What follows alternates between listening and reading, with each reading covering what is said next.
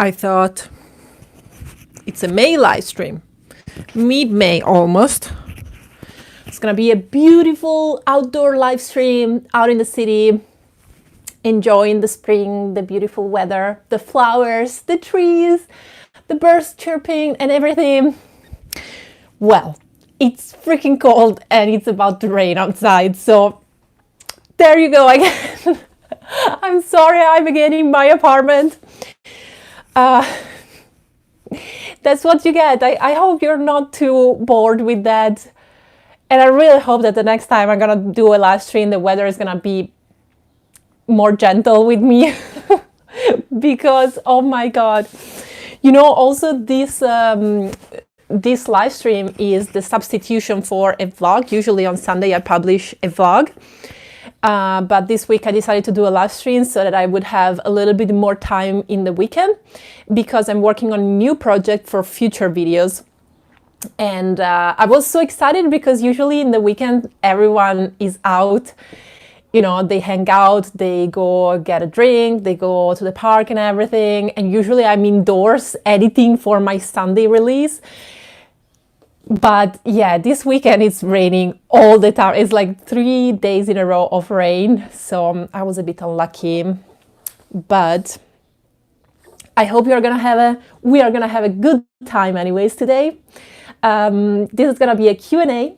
You ask me whatever question you have in mind, I'm gonna answer.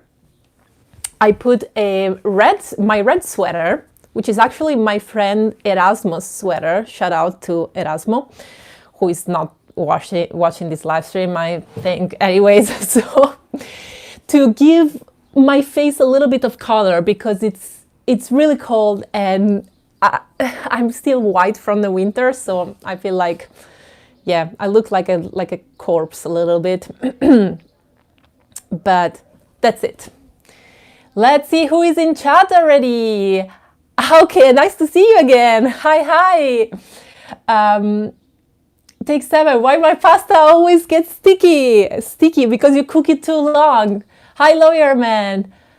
Hi, you from Pakistan. Coco, have you ever been to Rome? Yes, I've been to Rome. I've traveled to Rome several times and I've lived in Rome for several years. John, hi John, nice to see you again here.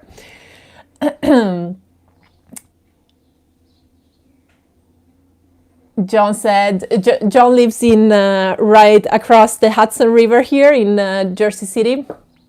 He says that even with the rain, yesterday was fabulous. I agree. Actually, yesterday I spent the whole day outdoors because I already had plans and stuff. Hi, Alexandra. Alexandra is coming specifically from Urbanist channel. Shout out to my friend Urbanist, who has a great channel about New York City here on YouTube. She's one of the moderators and patrons. Good afternoon, Ralph. Nice to see you again. So I'm saying to these people, nice to see you again, because we actually just met 1 hour ago, virtually, of course. But yeah, I have a very nice news today about my Patreon page. I finally convinced myself to interact via video with my patrons. So this morning we did a test call, video call on Google Meets, and it went amazing. I'm really, some of them are here also in the live stream chat. And again, thank you all. It's been great to meet you, because with these people I've always had interaction via text or comments or emails, but I've never even seen their faces. You know everything about me. You know how I look like, how my tone of the voice is, and all this stuff. But very often I don't know much about you. I've met some of my subscribers in person, and I will keep meeting my subscribers in person when there is the chance. But of course I cannot meet most of you also because my audience is spread all over the world. So it's geographically not possible. Hai fatto gli auguri alla mamma. Have you wished your mother auguri, whatever. I don't know how it's called in English. Yes, I have via text, but to be honest, we don't really celebrate that much Mother's Day, Father's Day, all these festivities. So it was just auguri mamma via text. That's it.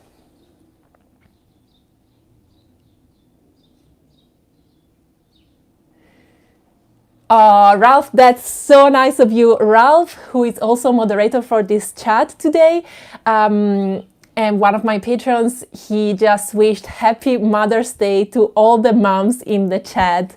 That is so nice, Ralph.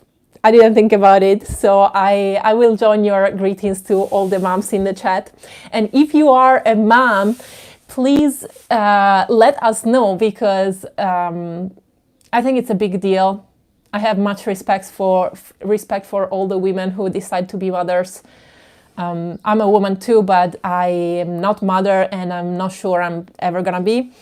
It is very scary for me, so big respect to all the mothers out there. Okay, I have already so many questions in the chat, so I would say let's jump right in. And by the way, in the description below, you find some directions for how to use the live chat, how to have your comments seen for me and all that stuff. Buongiorno, Rodo from Mexico City. Hi. Ciao MJ by XP Life Now. Shout out to that channel. That is a channel about so it's Stephen Miguel also does comparisons between Italy and America, but he's an American. He grew up, I think, in one of the southern states of the East Coast, or the mid states. Definitely not in the north. And he's been living in Italy. Now he lives in Germany, I believe. So he has quite a bit of experience with Europe and America. The channel is called XP Life Now. Jean, best tips for a new Italian learner. I mean, Italian specifically, I wouldn't know, but a language in general, surround yourself as much as possible with native speakers and native content. So many people say watch movies, watch TV series, listen to music in the language that you're learning. For me, to be honest, it's a bit discouraging at the beginning, especially because you cannot understand much of it. And so to me, it was discouraging. To me, what's best is to have real life interaction with people who are, who are around you, or it could be also via video call. Why not? I'm sure there are services who offer tandem partners with people of a certain language and all that stuff. Because if you have a real life interaction, you can also pause. You can pause the other person when he's speaking and ask, oh, wait, can you repeat that word? I didn't get it. And you can ask, why did you use that word? I thought it meant something else, and stuff like that. It's more active. Steven Miguel, thank you very much for the super chat. What is your favorite place to visit in Italy during the summer? Haha, that's such a good question. Because this summer, what is my favorite place? Oh my God, no, I cannot say one place. I can name some places that are very good to visit in the summer. I mean, should I start with Sicily? I've never been to Sicily in a season that is not summer. I've been there 3 times, I believe, and it was always in full summer. So maybe, in the winter is even more beautiful, or I don't know, but in the summer it's just stunning. The heat is pretty intense, or can be pretty intense, but it's very dry. So, for example, in the north of Italy, we have a quite humid climate. Not as much as in New York City, I must say, but we have a pretty humid climate. So if it's 30, 32 degrees Celsius outside, you really feel them. It's kind of, you start sweating. But in Sicily, it's more pleasant. Yeah, Mel is saying Sicily is so hot in the summer. Yeah, but I've never suffered that so much. Stephen Miguel says San Vito lo Capo is amazing in Sicily. I've been there. Actually, not in San Vito lo Capo because it's a pretty touristy town, but I've been around it. Especially, there is a natural reservoir next to San Vito lo Capo, which is called La Riserva dello Zingaro. And it was actually, I think it's been the very first natural reservoir. Do you say reservoir or reserve? I'm not sure in English. That's been institutionalized in Italy in the 70s, I believe. And it's really, really beautiful. But also there are, tinier towns around San Vito lo Capo that are very nice. For example, I've been in Scopello, which is super tiny, but it has so much to offer. Or in Erice, of course, that's a little bit more touristy. Anyway, if you suffer the heat and you are in Sicily in the summer, you don't have to stay on the coast or in places where it's really hot. For example, I've been only 3 times, but all the 3 times I went to the Parco delle Madonie. It's a natural park on the mountains in the north center of the island, corresponding to the coastal town of Cefalù. And I remember we were sleeping in a campsite during the night, and it used to go very cold. It was like now, like 12 degrees, let's say, Celsius, of course. So that's one. More locations. Okay, speaking of islands, I cannot not name Sardinia.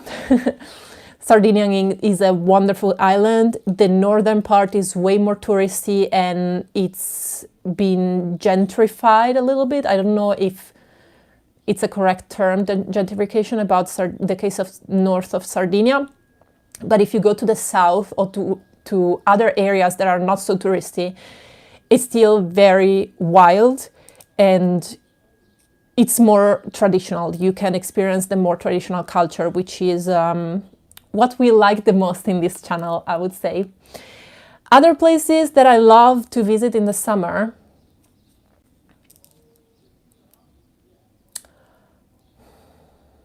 the mountains. I mean, I usually go to the mountains in the summer. That's probably my favorite. Actually, yeah. Stephen Miguel asked me, what's your favorite place to visit in the summer? I would say the Alps, simply. It's very simple, but going to hike up on the mountains in the summer is the best because you kind of escape from the heat. Sometimes there is inverted excursion, so you can find more heat on the mountains than at the bottom of the mountains, but that's a rare case. Usually on the mountains, the air is more fresh. You are even able, if you go to the top of the mountains, to wear a good sweater and even a jacket. So you have that feeling of fresh air in those weeks when it gets really hot during July or August. Alexandra says in perfect Italian, even though she's American, the last time I had the chance to go to Sicily, the temperature went up to 48 degrees Celsius. Wow, that's impressive. And she says caldo torrido, which is humid heat. I think in certain areas it can be that the heat is humid. I've personally never experienced humidity in Sicily, honestly. So I don't know which areas you're talking about. 48 degrees, yes, for sure. I think especially in the inside of the island, where you are more far from the seaside. Oh, Alexander, you're not American? I thought, I have misunderstood your email then, I think. Hello, Antonello, what's up? David, no, Alexandra is not Italian apparently. But we have had an exchange of emails a couple of weeks ago, and I thought you... Okay, I definitely misunderstood your email. Someone is asking, where is the cat? Mattia. The cat, I think, is in the bedroom right now, underneath the covers, the blankets, because it is pretty cold. So the heating system has not been working for the past couple of days. I mean, it's 20 degrees Celsius in this apartment, which is very good temperature for an Italian, for example. But here it's really not. Usually there are at least 23, 24 degrees Celsius in this apartment. So the cat is cold. Okay, let me check out the chat because I started with one of my usual monologues. Happy Mother's Day! Yes, Larry. Sorry, I noticed sometimes I go back to my live streams and play them back, and I noticed that this microphone behaves very badly when I yell. So how do you hear my voice now? I put it a little bit more far. Can you still hear me properly? Let me know how the audio quality is. Francesco Baracchini, I don't like you anymore. Are you talking to me or to whom?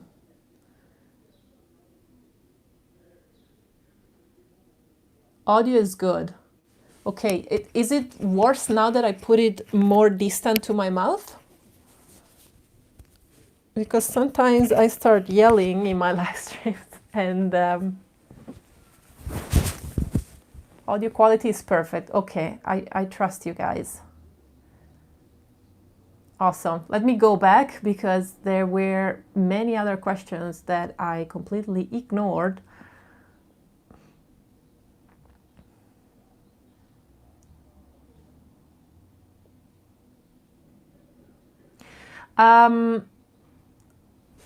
So someone, Rodo suggests Lake Como, which is not Cuomo, but it's Como, C-O-M-O. Yes, there is a whole area of lakes in the north of Italy, especially in the northwest, central west, that is very, very famous. It's a very touristy, there are very touristy places. I must admit, though, that they are mostly visited by foreigner tourists. You will not find many Italians there, and I really don't know why, because I'm sure they are beautiful. For example, Lago di Garda, Lake Garda, which is the biggest lake in Italy. It's more in the Veneto region, so more to the east, but I've honestly never been there. I mean, I passed right next to it so many times because the train line, Venice-Milan pass there, but I've never been there. And probably 2 over 3 German people to whom I speak, they've been there with families on vacation. They know the area perfectly well. I don't know what's wrong with us Italians. We don't go to those places. David, thanks for the super chat. Abbiamo prenotato 2 posti in Italia quest'estate. Jesolo o Grottammare? Ah, very interesting. So I've never been to Grottammare, but I bet it's at least the seaside is way more beautiful than Jesolo. Jesolo is very close to Friuli. It's in the Veneto region, and we basically have the same type of coast in Friuli. I know it very well, and it's really not very beautiful sea, although I think Friulans underestimate their beaches and their seaside very, very much. But Jesolo is more a party town. Party town, or yeah, you go more for yeah, to go for drinks, to go dancing, stuff like that. I think Grotta Mare is a bit different, but I don't know Grotta Mare that well, so.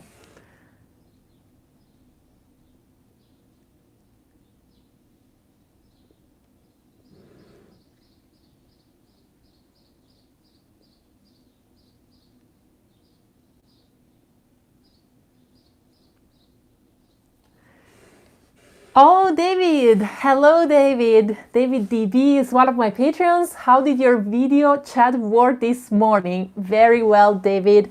I'm sorry you weren't there, but maybe next time, because there is going to be a next time. As I mentioned in the beginning of this live stream, this morning before this live stream, I made a video call with all my patrons on my Patreon page.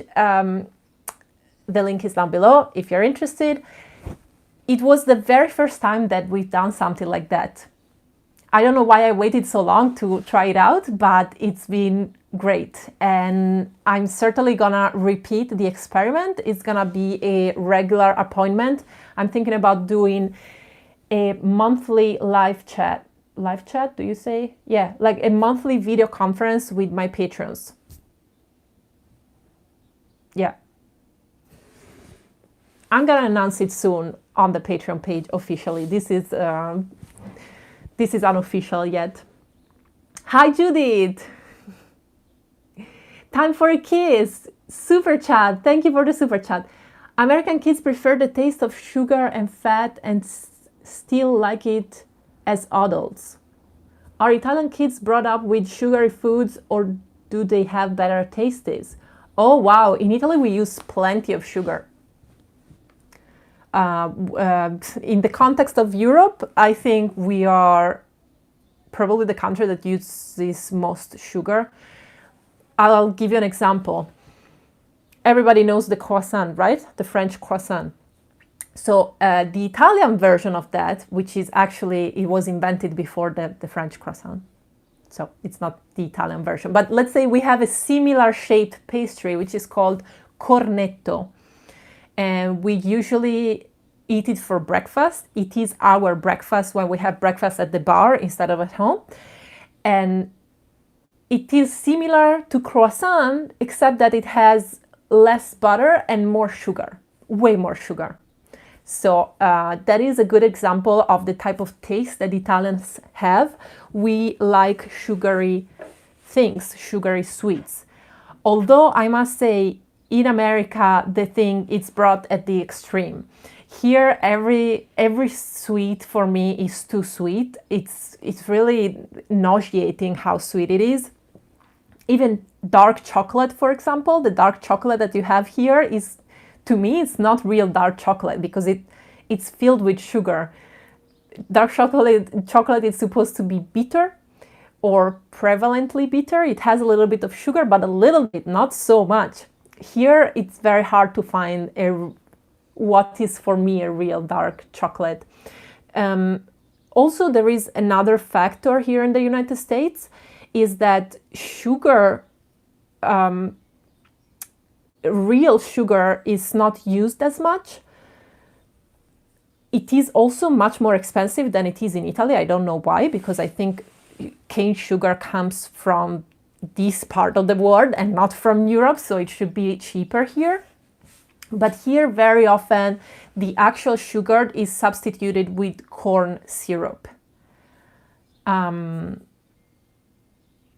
corn syrup is, I've heard, very bad for the organism, for your diet, because it's a it's a sugary substance that creates a peak of insulin in your body, and as we know, that is a very bad type of sweet. And also, taste-wise, I must say that it's very bad. Like, it tastes bad. In Italy, we are not used to consider the taste of sugar. We just think that sugar is sweet and that's it. But there are different tastes of sweetness. And if you compare cane sugar to corn syrup, to me personally, corn syrup is not good. it doesn't taste good. It just tastes very sweet. But for example, okay, and last example on this, and then we change subject. A great example is the Coca-Cola. Okay, so the most famous American soda in the entire world. Every corner of this planet you go, even the most isolated, you can find Coca-Cola. So when I came to the United States for the first time, I thought, oh wow, I'm gonna drink Coca-Cola in in the original country, you know. And then I realized that the Coca-Cola here is not the same, and it doesn't taste good. I don't like to drink Coca-Cola here. And the reason I discovered later is because they substituted the sugar with corn syrup. So you can taste this weird taste, sweet taste of corn syrup, which is, yeah, it's not good. David, perché Italia ha mortalità alta?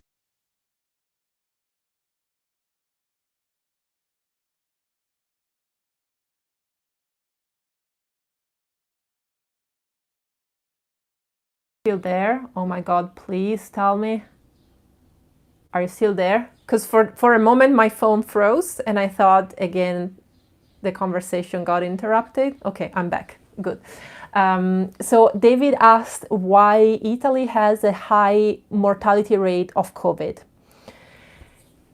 Well, I am not an expert or a scientist, so I can tell you why I think it is like that. And it is because we have a very high population of elderly people. Italy is famous for being one of the oldest countries on earth. I think we rank second or third in the world as oldest population by age. So since COVID is heavier on elderly people or people with previous pathologies, which is usually older people, I think that's the reason, but I honestly never researched about it. This has always just been my natural idea in my head. Yeah, that's it. Okay, let me go back to the chat.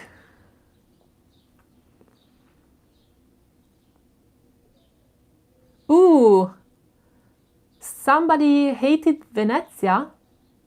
Peyo hated Venezia. I'm reading Alexandra message.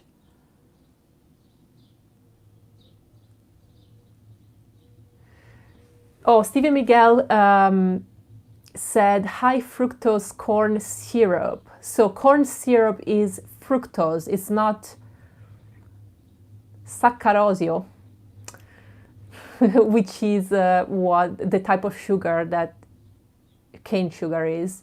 I know that fructose, which is, by the way, it's called like that because it's contained in fruits usually.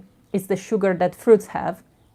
Fructose has a very high level of glycemia, it's called like that in English, alto indice glicemico for the Italians in the chat, which means that when you ingest it, it creates a high peak of insulin instead of releasing the energies more slowly and consistently in time. The difference between ingesting fructose in fruits and ingesting it with a sugary soda or with a cake or a processed food is that fruits have a whole other type of substances in them that help our body to make the fructose release slower instead of creating this high peak. So fibers, for example, are that are contained in pretty big numbers, pretty high quantities in fruits.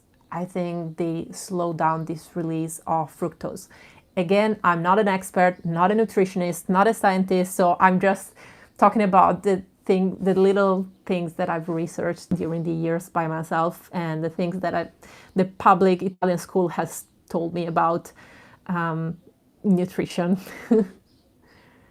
Also, nutrition is a very fluctuating science, right? It's a very hard science to make research in because the experiments cannot be made in an environment where you don't have other factors involved in together with the factor that you are studying in, because the experiments are made on human people that are living, and they are influenced by so many factors in their environment. Whatever. Why are we talking about this?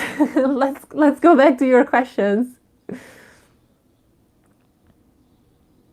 Rodo, try Mexican Coke.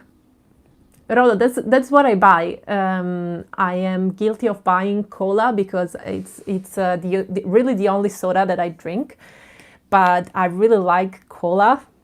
I drink maybe one every month or every 2 months, so it's not that much.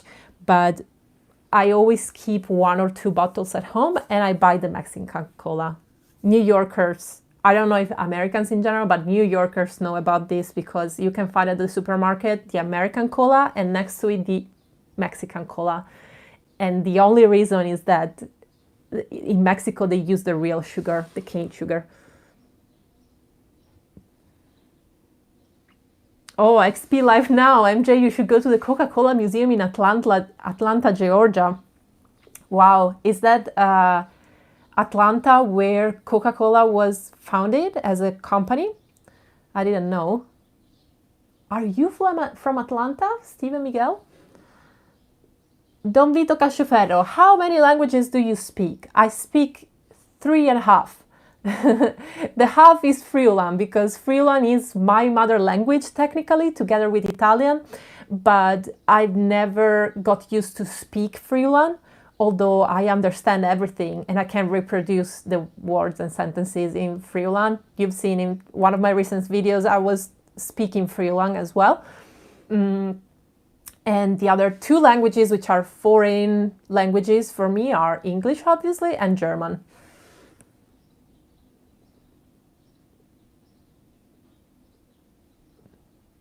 Oh, Mattia asks if I have the possibility to put subtitles in English when I do videos. That's very interesting. And I would like to know in the chat, let me know if any of you uses English subtitles when they watch my videos or if they wish there were English subtitles. Yes, I actually have the possibility. I mean, the possibility to put subtitles in every language is given by YouTube. You can do it. It's just very time consuming. It takes usually a couple of hours per video. I know because I used to put the Italian translation on each one of my videos for the first 6 months of my channel. And I used to take a couple of hours every 15 minutes video to make it. In English, it's a little bit easier. So it's still half an hour of work, you know, on top of all the work that I do on a video. But if it's something that you guys are really interesting about, having English subtitles, I'm gonna try to make them more often.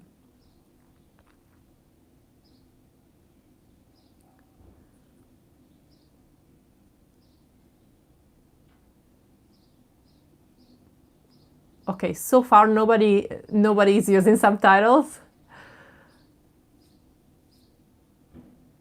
but I'm sure that many of my subscribers would actually love them. I mean, I don't know how many, but there are several ones who keep asking me, please, why can't I see the subtitles in this specific video and in the other one I can, and stuff like that. And David, you are American, so English is your native language, but most of my subscribers are not American. Many come from other countries where English is not an official language. So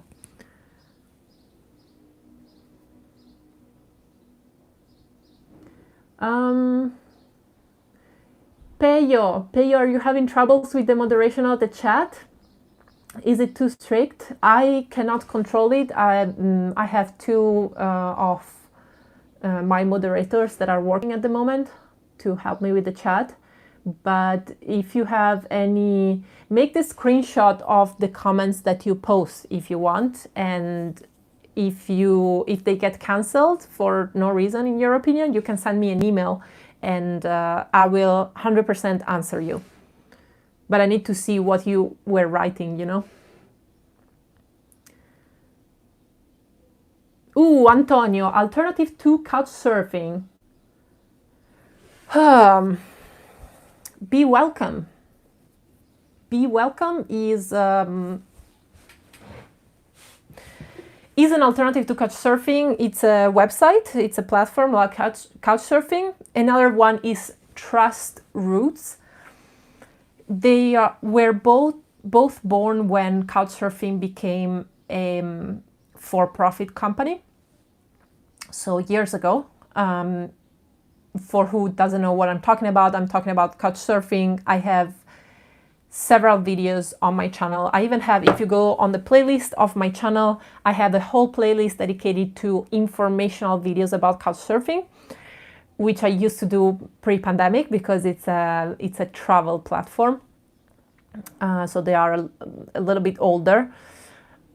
Yeah, I made a video which hasn't had the success that I thought it would have. It's called Is Couchsurfing Dead? And I made it exactly 1 year ago because it was the 14th of May 2020 when Couchsurfing became for the very first time a paid platform, which is absolutely terrible. And in that video I explain why. I explain the whole history of Couchsurfing. And yeah, Be Welcome and Trust Roots are websites that were founded by Couchsurfers who protested against these corporational aspirations of Couchsurfing. I'm subscribed to Be Welcome. I'm registered since 1 year. I've tried to use it a couple of times during these past few months. To be honest, it's a bit difficult because of COVID, first of all, but also second, because it's not as active. Like the members are not as many as on Couchsurfing. So it's more difficult to find a host when you travel, basically. That is the reason why I left Couchsurfing. Peyo, yes.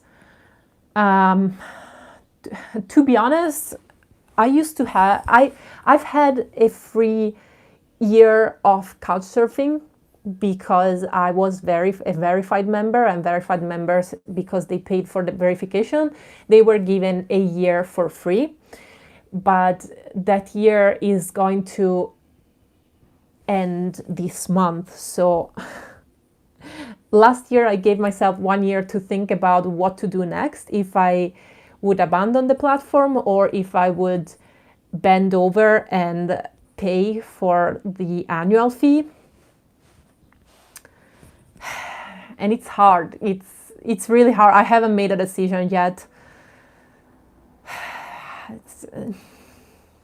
I am more for staying in the platform because I really love the concept, and to be honest, it's such a big platform at the moment, so it's very convenient. But every time I think about paying the fee,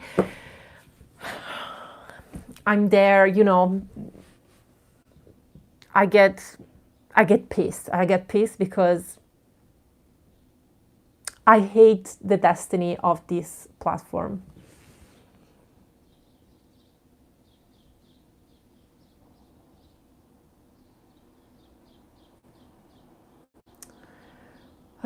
Feed is frozen?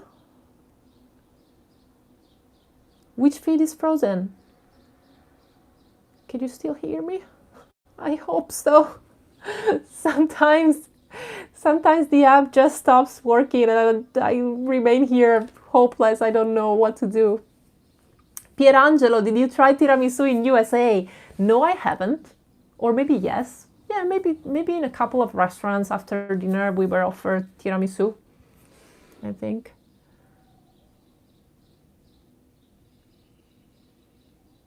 Not for the, okay, thank you very much. Hey Dan, nice to see you again. Okay, thank you for telling me that it was all fine. Jan, hai capelli bianchi, you have white hair. Yes, I do. They're getting more and more. You know, I get people sometimes, some people that know me and some other people that I just know by name, you know, we don't even know each other so well, that tell me, but oh, you have white hair, why don't you dye them? And I'm like, oh my god, this is already difficult enough, why do you point it out like that? No, it's not that difficult.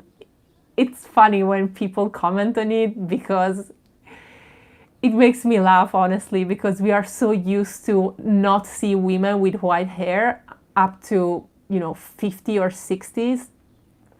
But this is natural. I am 31, and I've been having white hair since I was 21. So yeah, I'm not gonna dye them, and I encourage all women in the chat to do the same. Leave your hair natural. We need to change this thing. It's so absurd that we have to go to hide our hair and every week go to the hairdresser to dye the roots. Like it's so crazy.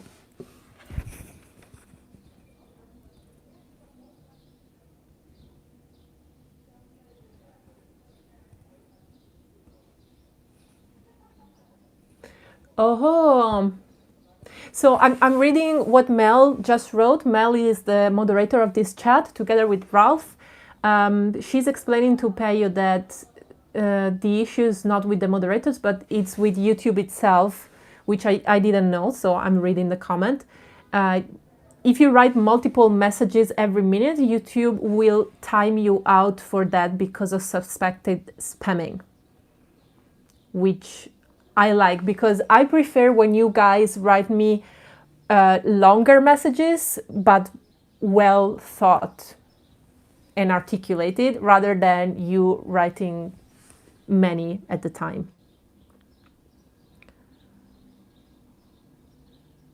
Speaking of long comments, let's see if I can find one. Oh, look, time for a kiss. A French woman told me Italians have good pasta, but their food is 90% pasta. So French food is more sophisticated and better. Could this be true? Super chat above. Oh my god, I'm sorry I missed your super chat. Time for a kiss. I completely missed it.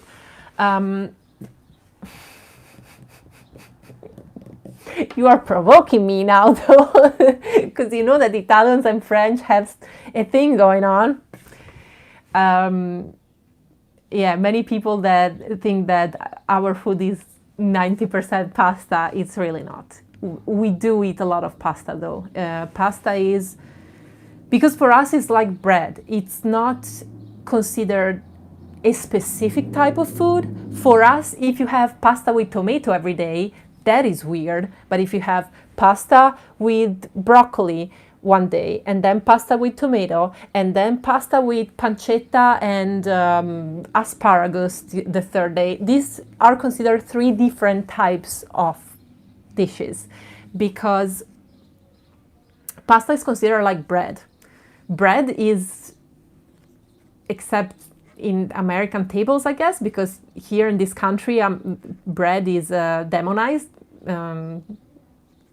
But to all my fellow Europeans and Asian people listening now, I'm sure that all of you consider bread as something that is just by default on the table or present in a meal.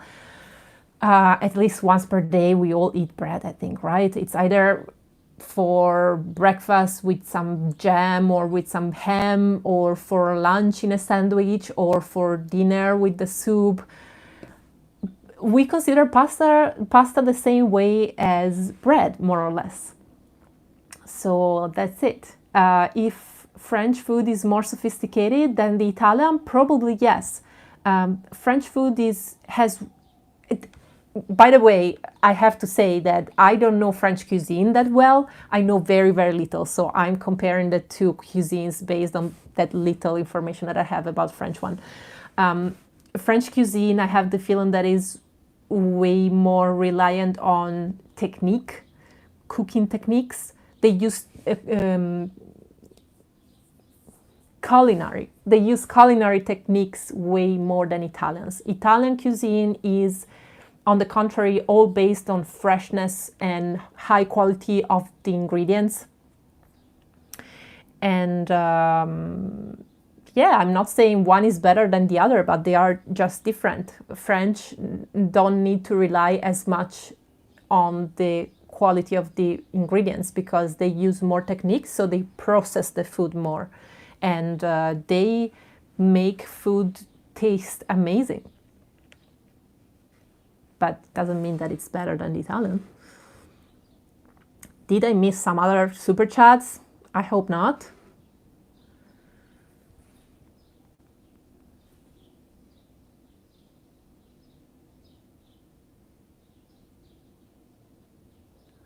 Alexandra asks, Mary Jane, does it in USA it is known not to eat potatoes and bread? I don't think here there is. The Americans have a problem with potatoes as much as they have with bread, and I'm gradually understanding why they have this problem with bread. It's simply because the bread that is most commonly consumed nowadays in America is industrially produced bread. So, you know the type of bread that you buy at the supermarket and it's wrapped in plastic and it's already sliced? And it's like the expiration date is 1 month from now? That is what probably American think of as the first thing when you say the word bread.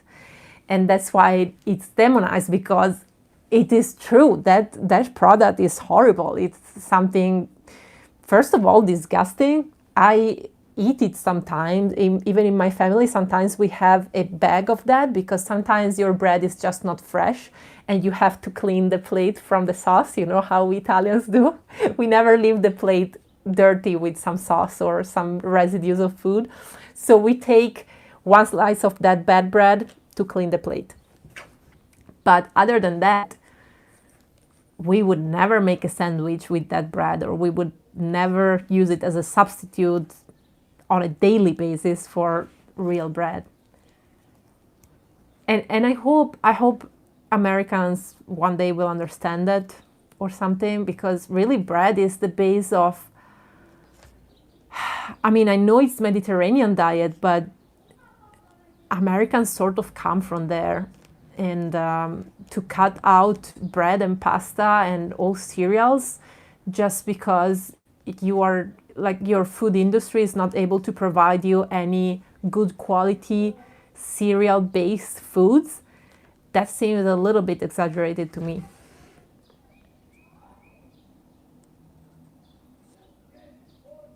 Hi Teresa, I'm from Italy, Friuli.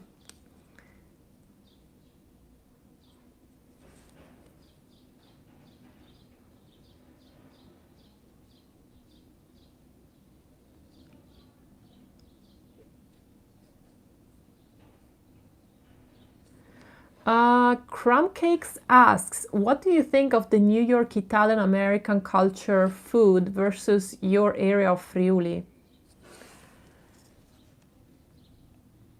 Well, it has nothing to do with my area of Italy. Friuli is not very famous for food. We have some pretty good food. I wouldn't say that it's one of the best foods that we have in Italy. That's for sure.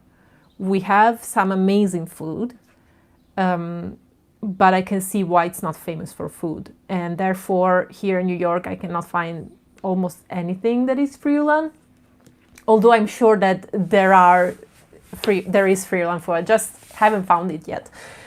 They have polenta. Polenta is something that is pretty common to find in New York restaurants, but it's treated in a completely different way. It's very often fried, for example. We've never fried polenta. Yeah. Antonello, Italian YouTuber equals food discussions. Yeah, I know. I'm sorry. Well, you are asking me questions about food.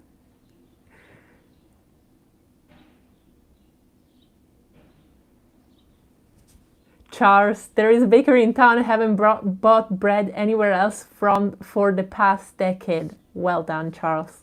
My husband is a baker, a very good quality baker. I mean, not that it's the best bread in the world, but he really cares about the quality of his product. And so I'm even more sensitive about the topic bread for that. Peyo, have you ever traveled by autostop? No, I've never hitchhiked. And to be honest, I would never do it on the side of the road. That I think it's way too dangerous. But I was about to hitchhike by going in Norway, which is probably the safest country where you could hitchhike. I was about once to go to an IKEA parking lot and just go to people that I would study, I would look at them and see, do they look reliable? Do they look like happy family together? Or do they look like sketchy, I don't know, weird person? And I would ask them to give me a lift to the next city or something. Mel, favorite gelato flavor? I'll go first. Mint chocolate. That's a good one. I don't know if I have a favorite one. I used to like stracciatella when I was a kid. Stracciatella is basically simple cream, basic gelato with pieces of dark chocolate. Then growing up, I would say in the last 10 years, I got to chocolate flavor, like very basic. But I like when there is some, for example, I don't know, honey gelato with pear, like caramelized pear, or with pieces of dry figs. That is very good. Or fig gelato is very good. It's not very common to find it, but I like the creamy ones though, not the fruit gelato. Peyo, I traveled from Gdansk, Poland, I don't know if I read it right, to Rome by autostop. And to be honest, the truck driver was the best companion for the drive. That's amazing. That's quite a bit of a journey. Yeah, Peyo, I imagine you are a man though. That is also a factor that I have to take in consideration, that I am a woman traveling alone. And, there is this difference of power and strength between men and women that unfortunately that's a biological factor that it's hard to change. We just can work on it. But I mean, if we had to, get into a fight or, like a physical sort of confrontation, a woman against a man would most of the times lose just because we have less muscular power. So I have to take that in consideration for my safety.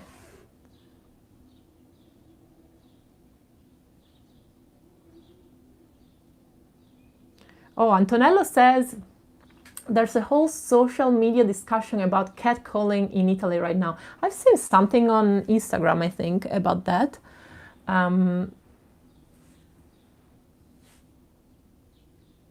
Yeah, I don't know. I think it originated by a fact that happened with Beppe Grillo, I believe. I haven't followed the matter that much. Anyway, I don't think catcalling is such a huge deal, in this world. There are bigger problems, but at the same time, the simple act of catcalling a woman on the street, it hides behind it a whole conception of a woman. You know, I think the biggest, in the meantime, sorry, I got distracted because I live in a Puerto Rican community, and at a certain point, especially in the weekend, at this time of the day, they start playing loud Latin American music, which is amazing, but that's what happened. So I was saying that, talking about feminism as a movement, as a cultural movement, I think the biggest aspect of feminism we should talk about nowadays is how men see it, and especially feminism as giving the possibility to men to express themselves emotionally in our society. You know, I stumbled upon on YouTube, it was a couple of months ago, a beautiful talk of an actress at the UN panel. I don't know. It was a talk about feminism. And by the way, the actress was Emma Watson? Yeah, Emma Watson, the one that plays in Harry Potter. And I stumbled upon it because people keep telling me that I look like her. I don't know where I look like her. I don't see any similarities, but anyway, apparently she is a big advocate for feminism. And I listened to a speech that she made to the UN, and it was really good. It was all about the male aspect of feminism, which is to give also the possibility to men to express their feelings, their emotions, without being ashamed because they have emotions.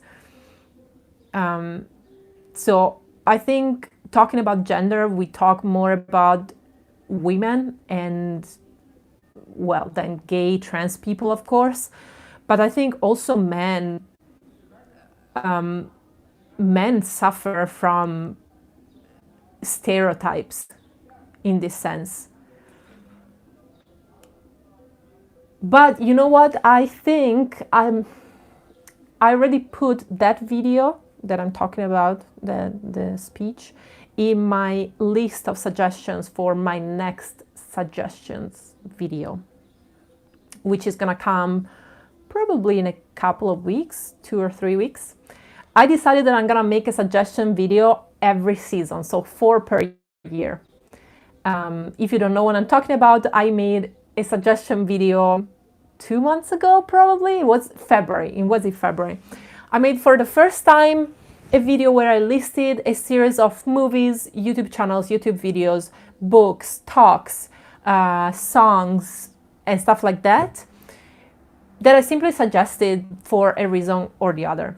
And I really wasn't sure how people would have reacted to that, but it's been pretty successful, and people keep telling me, I'm really glad you made that video. So I decided that I'm gonna try to make one each season. So that one was winter. Soon is gonna come the spring one.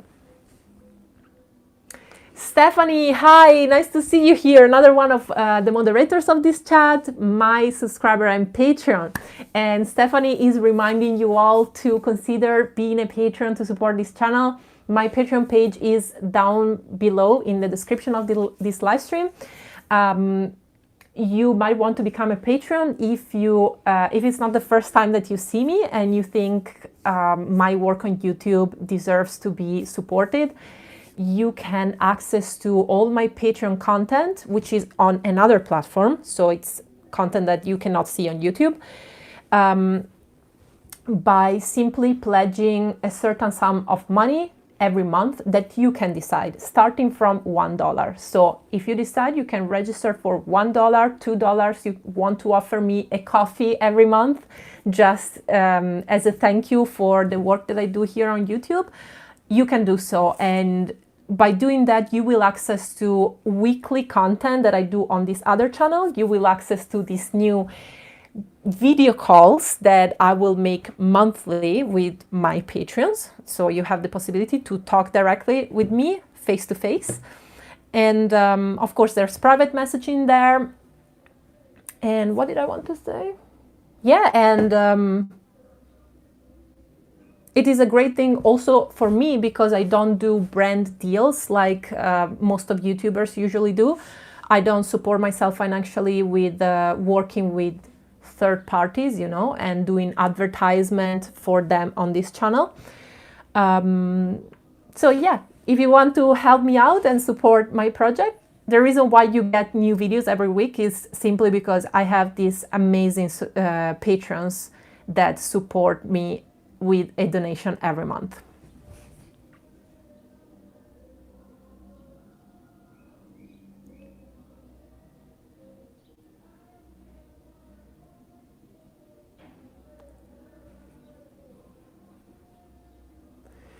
Jointy5, let me read this comment. You as a European woman living in your city could give a good insight here. For me as a European, it always feels like Americans take good points about social injustice, but they take it to an extreme. Oh, yeah, I might agree with you, but it's not even only about social justice. I think this is the American mentality in general. It's very much black or white, going to the extremes. I talked about it in a video that I made 6 months ago. It's called Foreigners' Thoughts About American Culture. You can find it in my channel if you go a little bit back in my videos. And I was comparing American culture and American people as a country to a rebel teenager in the context of the whole world's countries, you know, and the continents. So I think Americans have this attitude where they're very stubborn, they want to do things their own way, and they also have these incredible energies that other older countries don't have anymore, simply.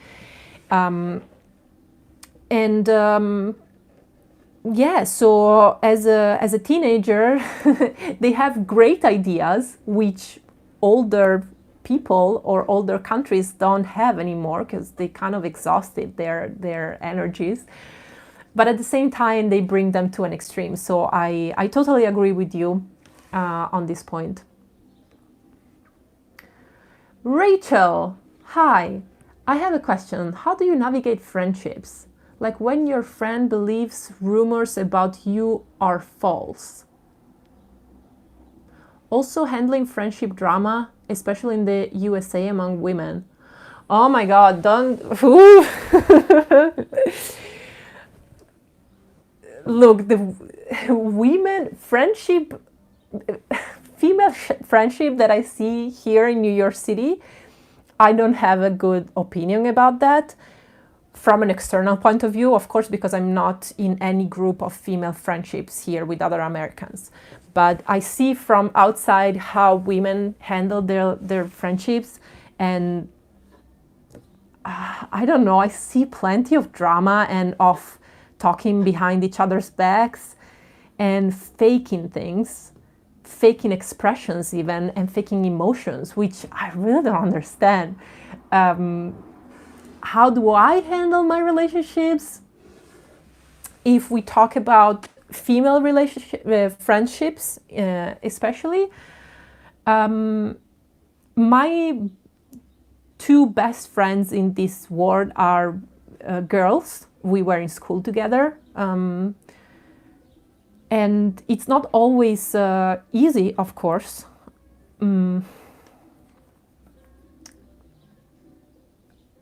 I try to handle them with as much communication as possible and as much honesty as possible.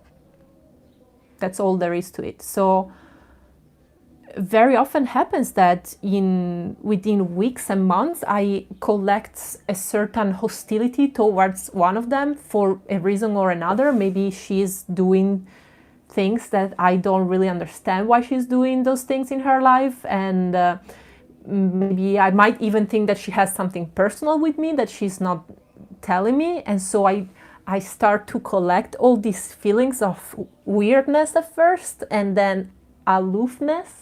I don't even know if that's a word. And then I start thinking that I have a problem with her. And well, usually I don't get to that point because I start talking with them. I face them first. But if I get to that point, it's very important that I stop and I realize that I'm having these weird feelings, these negative feelings. And I call my friend, I tell her, let's meet either in video or in person, whatever we can at the moment. And I tell her, look, this is the story. I've been starting in the last few months to have these feelings about you, and I'm trying to understand why. And I think this is the reason, because you did that thing that I didn't understand. Let's talk about it. And then we usually talk about it for either 5 minutes or a few hours, and we solve the matter. And after that, our relationship is stronger than before.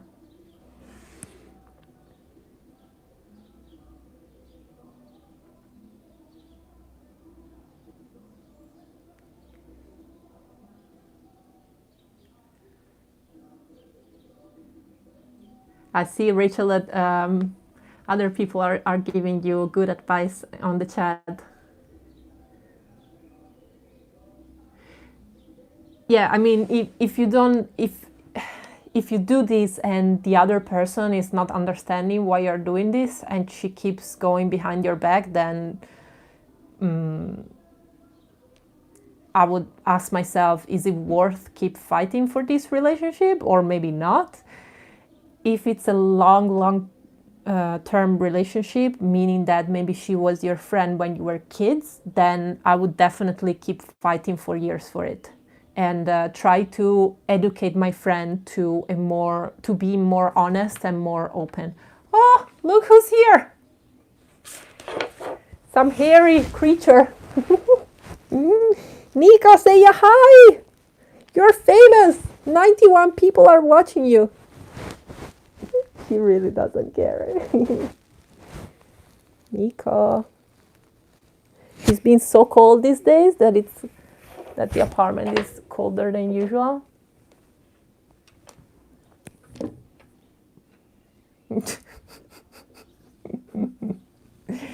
Okay, let me read other things. Nico, people are liking you in the chat. Now she starts purring.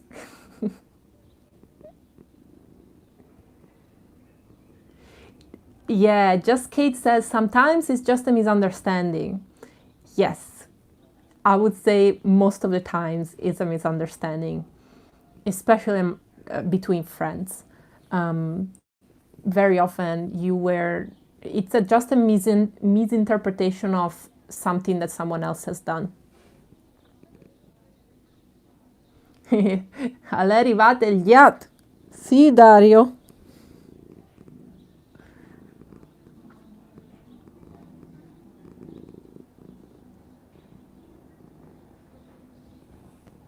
Rachel, I feel friends shouldn't believe drama rumors behind someone's back, then bottle things up. Absolutely, Rachel. So if you have friends that believe rumors about you rather than you, then we have a big relationship problem here. I think. Yeah, I mean, I don't even know what to suggest you here if you have friends that believe rumors. I mean, if they hear rumors and then immediately they come to you and they tell you, look, I heard this, is it true? Then, of course, just explain them. But if they kept the secret for them for weeks or months, and then you discovered that they knew and they believed it, that's a problem. I mean, at that point, the only thing I would do is just to try to give them the good example by doing the right choice when similar thing happens, but reverse. But it takes a long time, like it takes months or years, to educate your friends to a more open relationship at that point. And again, if you think they are worth this kind of educational work, then go for it, and you will probably get a life-lasting relationship at the end.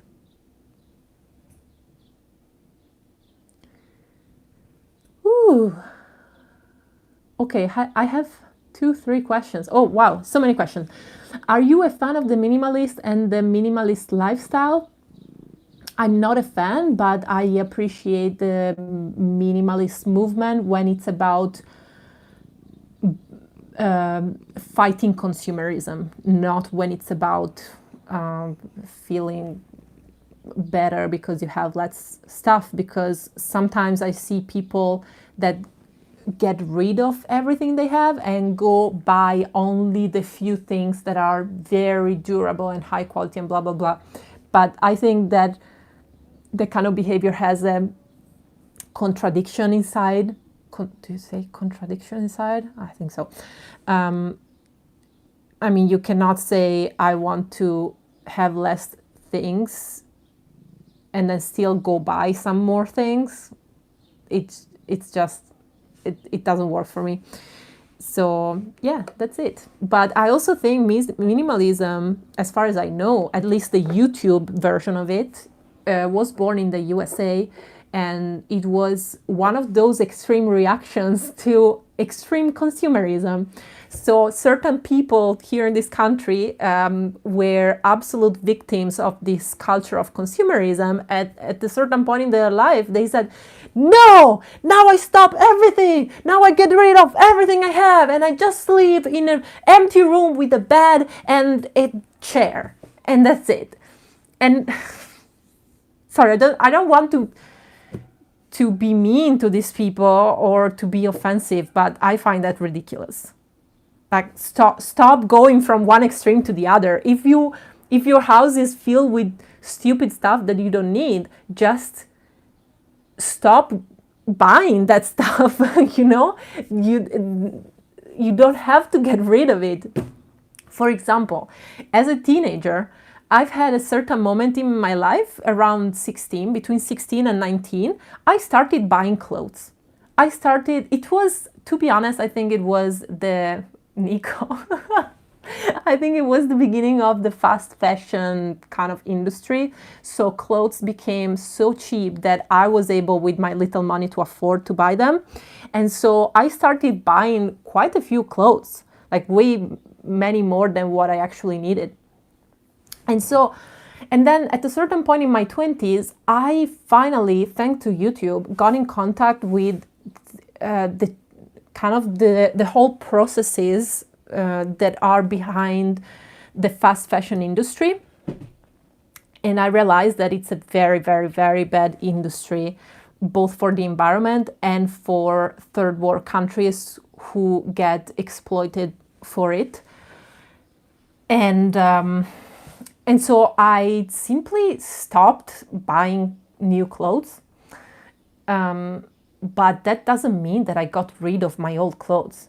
Like, I still have my room at my parents' house that has a big wardrobe that is full of clothes from my childhood to my teenage to my 20s. And I still use them, yeah, that's it. Oh my God, I talk too much. Let me go back. I had other questions there. Out of all the countries you have been to, which one have taught you many valuable lessons?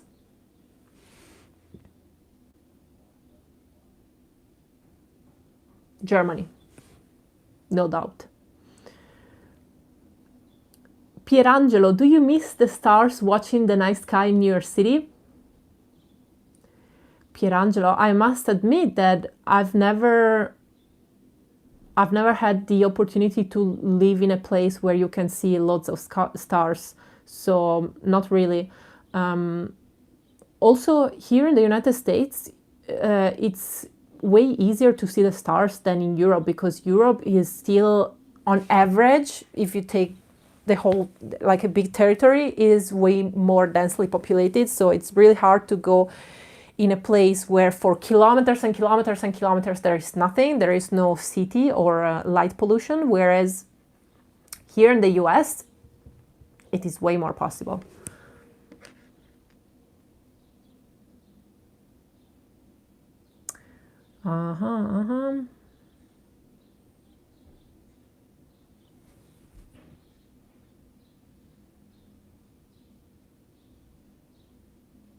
Stefan, you mentioned that I have a super chat.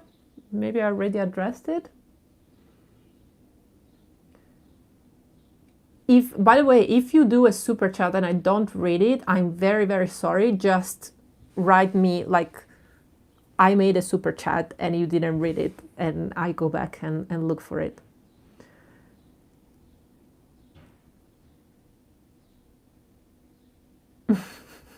Sabka has made compliments about my skin and asked how my skin is glowing so much. Love from India. Hi, Sabka.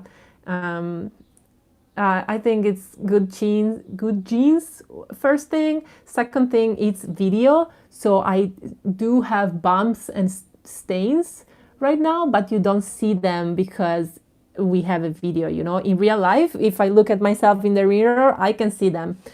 And third, I stopped touching my face. When I was younger, I used to go and squeeze them, and also the black dots, I used to go and squeeze them, and then it would make even worse. So don't touch your face.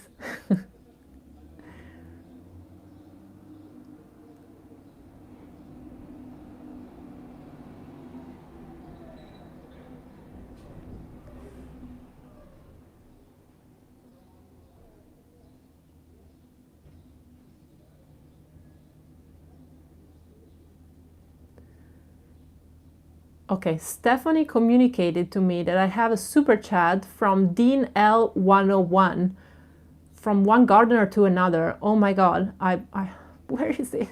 Where is it? I'm going back in the chat now. See if I can find that one. Strange that I don't see it though. Oh, there it is. Hi, Dean. I hope you're still live. Oh my God, thank you for the super chat. From one gardener to another. That's such a great line, actually.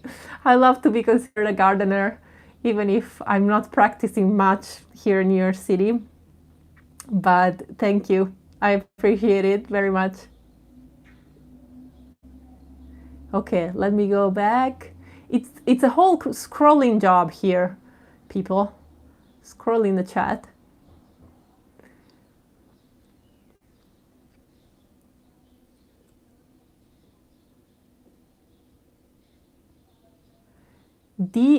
Ho veramente difficoltà ad imparare l'inglese, le ho provate tutte, sono abbattuto. DR is saying in Italian that he has so much struggle to learn English. He's tried everything, but he's very discouraged. Senti, ci sono modi. Prima di tutto puoi scrivermi un'email, perché io comunque ho imparato 2 lingue straniere e quindi un po' di esperienza ce l'ho. Secondo, hai davvero provato tutto? Ad esempio, hai provato la cosa più facile e più importante e più immediata, cioè vivere per un periodo di alcuni mesi nel paese in cui si parla quella lingua? Perché quello ti cambia la vita. È così che io ho imparato sia l'inglese che il tedesco. Dean, my wife and I are developing plans for our retirement. We hope to spend part of our time each year in Italy, most likely Calabria. Ooh! Have you spent time in the south? Your thoughts? Dean, that's great. I'm attracting a lot of people in my channel lately that are Americans and they plan to move to Italy. I haven't spent that much time in the south, but I went on trips, several trips. In Calabria especially, I've been 2 or 3 times for a few days each time. I've been to Pizzo Calabro, I've been to Vibo Valencia, I've been to Tropea, that area. What can I tell you? It's beautiful. As a foreigner, American specific, I think you're American, you will learn very soon that you have to chill. If you go there and you want to get things done right away, you will discover very, very soon that you will get triple stressed because nobody around you will collaborate. I mean, not nobody, but most of the people around you will not collaborate. They will just, be very lazy in your eyes and just lay around without doing nothing, and you will wonder why the hell this person is not doing his job. He's supposed to bring me this document that I have to sign for my taxes, whatever, and he's not doing that. You're gonna be forced at a certain point to adapt the same type of attitude. Because we all live in a community and we have to adapt to the community that we live in. So really just chill. Don't worry if things are not perfect. Many things are gonna be dysfunctional. They are not gonna work properly. Focus on the small pleasures of life. Focus on good food, good wine, good company. And that's it. If you focus on these things, you're not going to focus on the things that are not the plumber that is not coming to fix your leak, and I don't know, the electrician that he didn't finish his job and stuff like that.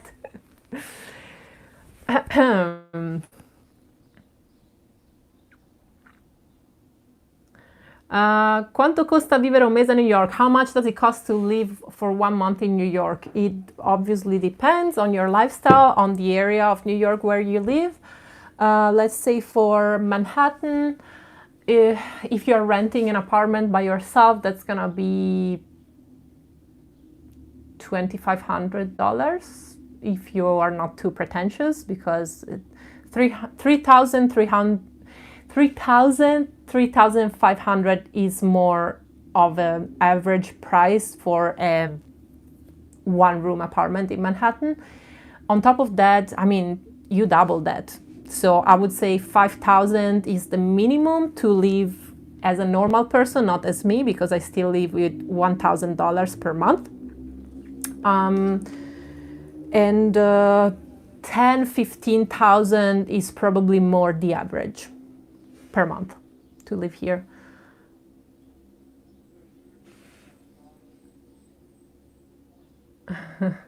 Glenn asks a spiritual question. Do you think we have souls, or do you think we are just bodies that will decay? I don't think about it. That's my question. That's my real answer. I really don't think about it.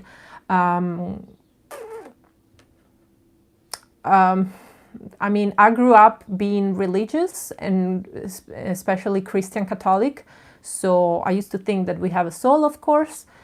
But then I stopped believing in God, and now I just don't think about it. I think about what I can think about, which is the things that are around me, that I can see and that I can feel. Maybe we have a soul, maybe we don't. To be honest, for me, death is just that moment when you are going to stop being alive. And that's pretty much it. and maybe there is a God. Maybe we all have souls. Maybe there is a paradise, and maybe there is hell. I don't think a hell exists, honestly, but maybe there is a paradise. I just don't know about it, so I don't really think. When I'm gonna die, I'm gonna probably discover it. I don't know. That's my question.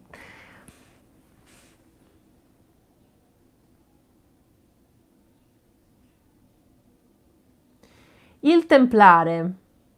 Ho fatto un sacco di video in passato su come vivo con così pochi soldi a New York. Quando non vivevo qui, ma venivo solo per qualche mese, da turista vivevo con la metà di quella cifra, e quindi vai a vederti i miei video. Puoi partire nella mia sezione playlist del mio canale, e c'è una playlist che si chiama How to Live Cheap in Your City or something like that. Guardatela. Se hai altre domande, scrivimi.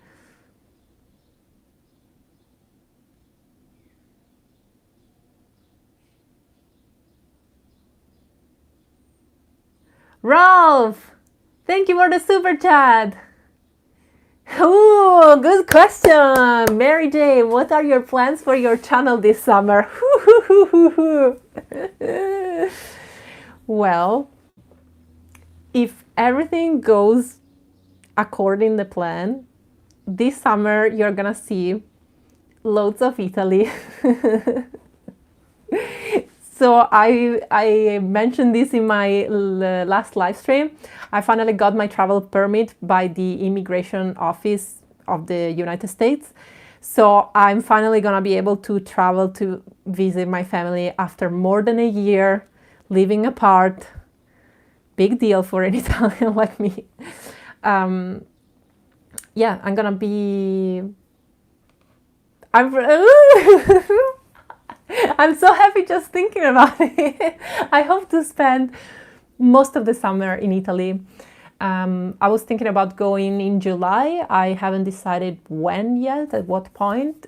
August, for sure, I want to spend the whole August in Italy, enjoy my family garden. You know, my father, when he retired a few years ago, he restarted the garden that his parents used to grow food for the entire family.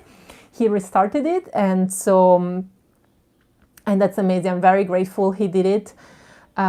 He doesn't have much knowledge because he's a doctor and not a farmer, but he's learning, and we have amazing fresh food.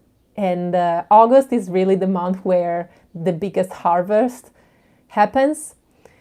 And I'm also hope to going to help them make the preserves. And you know, when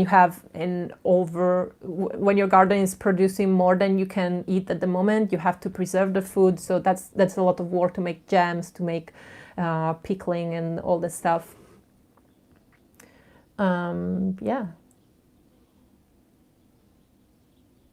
So for sure, I've understood that I like to spend the winter in New York City because the houses are very warm and it snows outside. And I like to spend my summers in Italy. That's what I understood.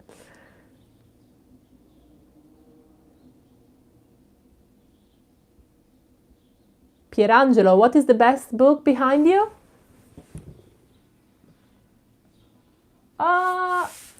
I don't know, because 99.5% of these books are my husband's. So, and half of his books are cooking books because he's a chef.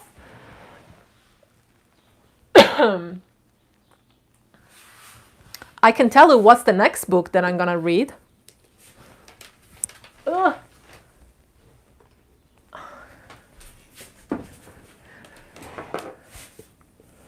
This one, it's in Italian, and I don't know if Marcello is in the chat. I don't think he's in the chat today, but this book just arrived from Italy 2 days ago or 3 days ago, and it was a gift from one of my subscribers, Marcello.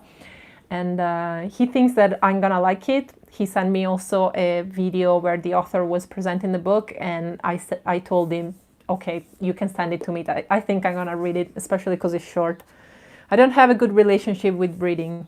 That's what the problem is. But I really look forward to read this one.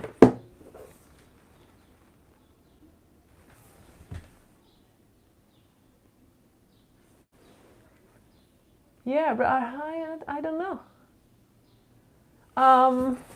One book that I'm using quite a bit lately is this one. That my husband only a few months ago, he showed me this book. It's called The Flavor Bible, and it's basically, he told me that many chefs, at least here in America, use this book.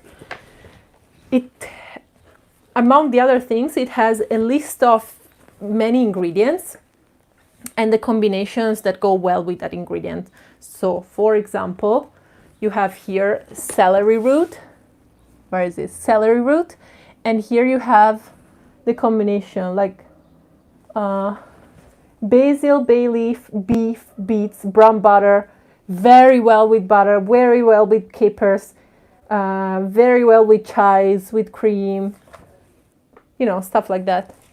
And I use it for cooking because here in the United States, or especially in New York City, because there is so many diversity in the cuisines from all over the world. I have started to use so many new ingredients that I had no idea what they were or how to prepare them and how to combine them as well. So this has been very helpful. Hey, Marcello! Marcello is in the chat, indeed. What's my favorite video game? Never played video games, unfortunately. Not because I didn't like them, but because my parents never wanted me to. I kept writing in the, Santa Lucia for Christmas, the letter you can ask what presents you want. I kept writing a Game Boy, a Game Boy, a Game Boy. Never got one.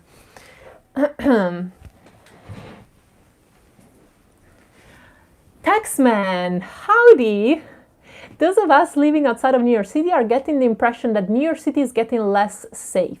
As a New York City resident, are you feeling that? Yes, definitely. It's something that everyone feels even here in the city. But I mean, less safe doesn't mean necessarily absolutely bad. Of course, it's not a nice thing. I'm not saying that it's positive, but when things get a little bit shaken up and changes happen, that's always a troubling moment. But usually from changes always, how to say this in English? Usually changes always end up in improvements. So, for example, I look forward, New York City pre-pandemic was so expensive. All the real estate was so expensive, was impossible to afford for people who've lived here for generations, because all these people from outside who were already wealthy were coming here and renting the apartments at very, very high prices. So the whole prices on the market were skyrocketing. And so the people who were calling New York City home for their entire life, they were not able to afford to live here anymore. So it's good. I mean, this is one of the many positive aspects of this whole situation with New York City. Obviously, safety is not a positive thing per se, but it's fine. And also, I think that from outside of the city, you are getting your information through media, like traditional media. I'm talking about the news on television, for example. And I have the feeling, although I don't have a television, I've never watched American television, but I have the feeling that they are emphasizing things way more because they kind of follow the rules of marketing that if you have a more sensational news, then people are gonna stick to the screen more and watch your program more. So they take the news that New York City is becoming less safe and they make it bigger, like as if you could not go out without getting murdered now. It's not like that. It's just that, the fact that with COVID, all restaurants and bars have to close at 11 o'clock in the evening, it means that there are not as many people around during the night on the streets simply. So if you are walking alone on the streets in a big city and there is not much going on around you, of course you are more vulnerable to attacks and to muggery, how is it called? Mug, and stuff like that. That's my answer to that. Dario, super chat, 5 euros, thank you so much. Oh, grazie, Ovaresti ti sei, Dario, sei un Dario friulano?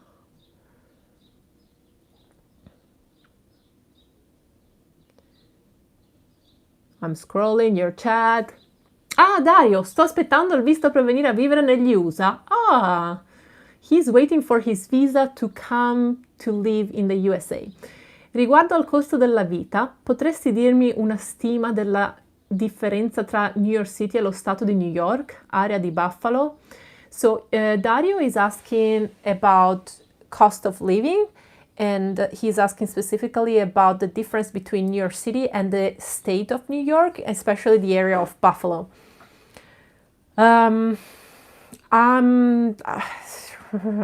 Look, I've never lived in New York State outside of New York City, so I'm not probably the right person to ask about this. I can tell you that for sure there is a difference, for sure, especially if by New York City we are talking about Manhattan. Manhattan is more expensive than Brooklyn, for example, which is here, The groceries are more expensive, the real estate is more expensive.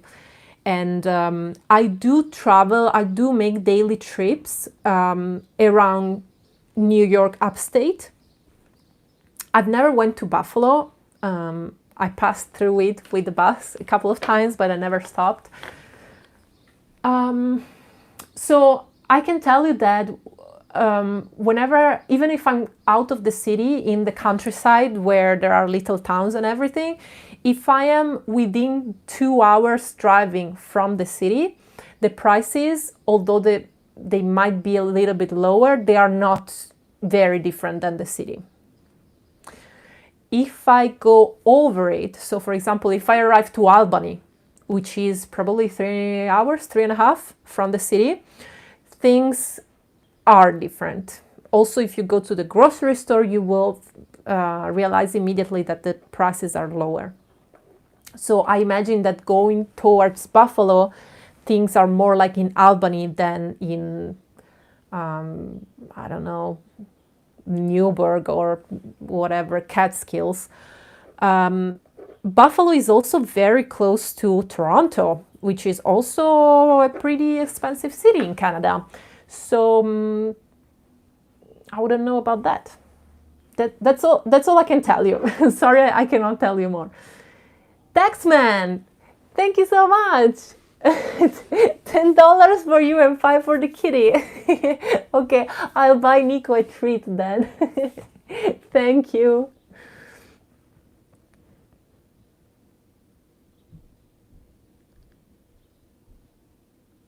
Ciao, già qui Boris.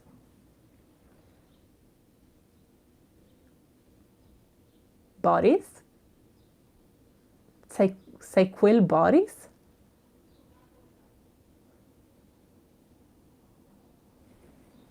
Sei quel Boris dal Veneto? Ti prego, fammi sapere, non ti sento da anni. Mi fai prendere un colpo adesso. Oddio! Boris! Oddio! Ma come sei finito qua? Ma ti prego scrivimi in privato, io non so dove contattarti più, non so dove vivi, non vivi più a Padova. So che ti eri trasferito a Mestre, ma non conosco Mestre. Oddio santo. Ti prego scrivimi. I'm sorry to everyone else in the chat, but sometimes to my live streams just appear old friends to whom I don't have the contacts anymore. Ah, vivi a Jesolo! Guarda, c'era David qua nella chat che da New York deve venire in vacanza o a Jesolo o a Grotta a Mare, voleva un consiglio. Ok, bravo, scrivimi, mi raccomando. Ok, back to the public chat, and sorry for this. Chris, I absolutely love the human architect of Chicago. What a town to explore. It's a beautiful city. Lately, I've been getting many people suggesting me to visit Chicago. I don't know why. I've always wanted to go to Chicago and I haven't made it so far. I don't know why, but maybe soon. Who knows? AIP. For a tourist in New York and in the USA, it is dangerous to interact with the police. For those who do not speak English well during checks, etc. I read well, but I don't understand who speaks fast. So I don't have experience with interacting with the police all that much, so I cannot tell anything about that. About the general public, general people who live in New York City, I can say that in general, Americans are very, very friendly. That's one of the things that I like most about this country, that the people are really friendly.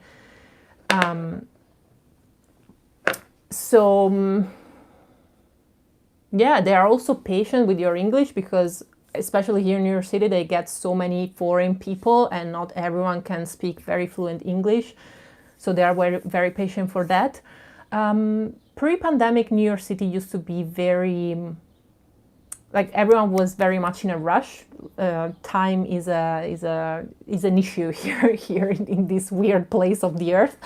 So they would probably put you in a rush if you were just speaking not very well English, but that doesn't mean that they want to be rude or anything. Usually I find, as an Italian, I find Americans to be very, very nice, very helpful. Also here in New York City. And then I said this before in videos, and then people in the comments go like, yeah, of course, you are a pretty woman, pretty white woman. That's a privilege and blah, blah, blah. I don't know about that. Hey, I mean, would you personally, you people listening to this, would you be super nice to a white woman and then the same question gets asked to you by another person who is not a white woman and you would answer rudely? I don't know. Ask yourself this question and probably you will have your perspective on the world. Because if I ask myself that question, the answer would be no. I would answer in the same way. It depends on the way they are asking me the question. If they come to me and they are like, hey, where is the subway? Then I'm not gonna be nice answering. If they come to me and they say, hi, excuse me, my English is not very good. Can you help me find the subway? Then I will answer differently. But not because someone is a woman or is black or is white or is green.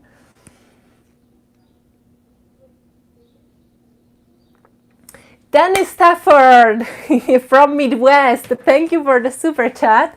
Chicago. Yeah. Dennis is one of those people who is trying to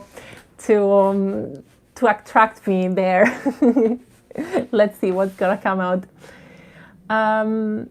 Antonello, Canada is looking for skilled migrants. Would you ever move there?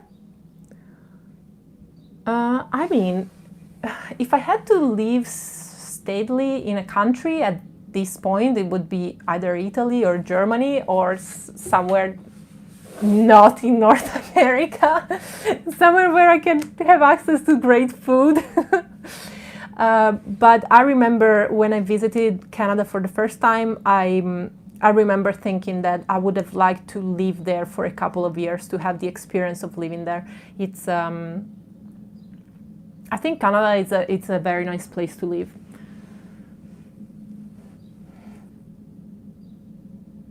Let me see other questions.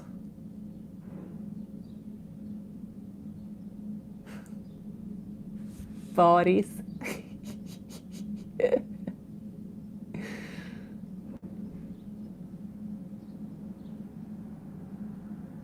My opinion, cryptocurrencies. My channel has been target of boats about cryptocurrencies, so I'm not gonna talk about it. I have no opinion about them. Oh, Chris, I do love a good beer on the ocean in San Francisco on a Sunday morning. Oh, what a nice comment, Chris. I would love that too. Oh, I would love it. You know, what was that? Oh, yeah, yesterday. So I'll tell you this story. Yesterday, I saw a friend of an Italian YouTuber colleague of mine on his Instagram stories. He was traveling by bike and he had this beautiful GoPro mount on the handlebar. And I went to his profile on Instagram and I sent him a DM telling, hey, I'm Pietro's friend. I saw your mount and I want to buy it. And basically, I wanted to know if he noticed any difference between the original, very expensive GoPro version of the mount and the dupe one that is very cheap from Amazon. And he told me absolutely not. Go for the cheap one. I've been using it forever. It's great. Okay. And then I answer him, hey, you just saved me 30 euros. Thank you. And then he asked me, what would you do? What do you think it would be the best way to spend 30 euros? And I like that question, but because it made me really think about what would I do if I had to spend 30 euros, because for how I am, I would just put them aside and save them for the future. That's how I reason. What would I do? And I think a great way would be just to go buy a case of beers, go to an artisanal baker and buy some grissini or crackers or some snacks, and then go pick up my friends and go on the top of a hill, I told him, or even better, on the top of the mountain, if I have the energies, and just sit there drinking beer with friends. So, yeah.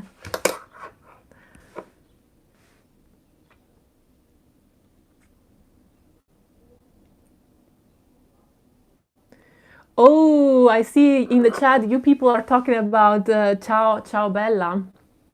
So type for a kiss asks, do you like it when Italian men say ciao bella to you? Do Italian women say ciao bello to handsome men? No. So ciao bella, I know I cannot talk to the entire planet, but I will try to these 100 people that are listening here. Don't say ciao bella to Italian women. It's not nice. We say to each other, if we are friends, you can say, hey, ciao bella, ciao bello. It's fine because it's friendly. But if you are someone who I don't know, don't tell me ciao bella. It's not nice. It's almost like catcalling. Because bella means beautiful. So it's like saying hi beautiful. You know, it's not something that you say if you're not acquainted with the person. But I say ciao bello to my male friends sometimes, of course, but it's said in a certain tone. Johannes, hi, one of my patrons. Have you ever thought about living in a city on the West Coast? No.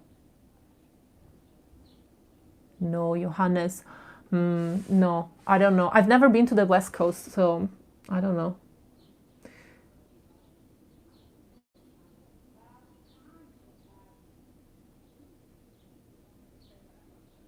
Okay, I'm scrolling back a little bit to see other questions.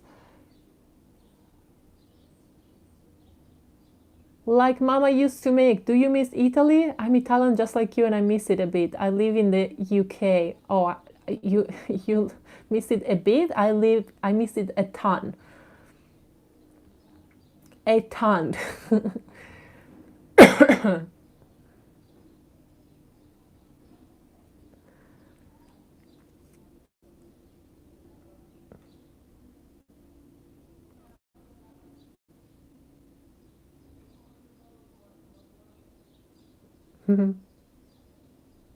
Sorry, I isolated in my bubble again.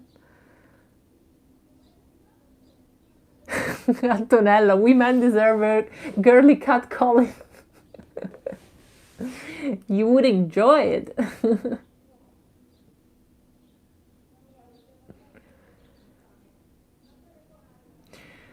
David lives on the west coast. Victoria, British Columbia is on the west coast. It's beautiful. Yeah, I can imagine that.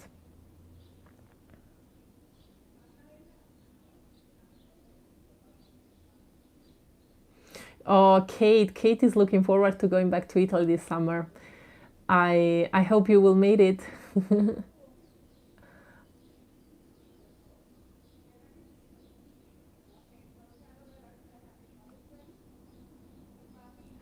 Yeah, like Mama used to make. I am gonna go back to Italy. I'm not here. I'm here only temporary, so I know for sure I'm not gonna live here my entire life. And as much as I like New York City, it's not a place where I feel good when I live in. I like to visit here, but not live in New York City. So I hope that often I will head out. Although I have a husband who is very much tied to this place. But Chris, is Italy still on lockdown? I think yes. I don't know. I think now they opened up things again, but I don't know. They change things every 2 weeks in Italy. I think it's terrible management of the country, honestly. Do you know Campagna Lupia? No, I don't know it.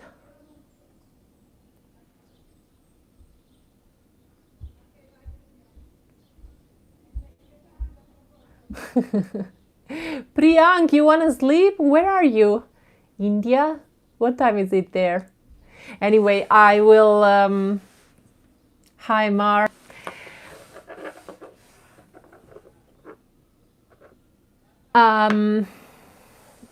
Yeah, I think we are about to end this chat because it's almost 2 hours and it's time to close it. Antonella, what do you think about European territories in Caribe? I don't know. I don't know much about it, honestly.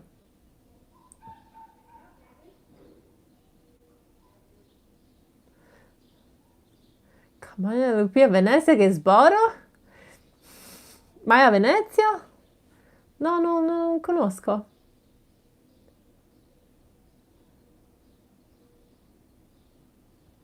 Vieni in Abruzzo quando torni in Italia, ma volentieri.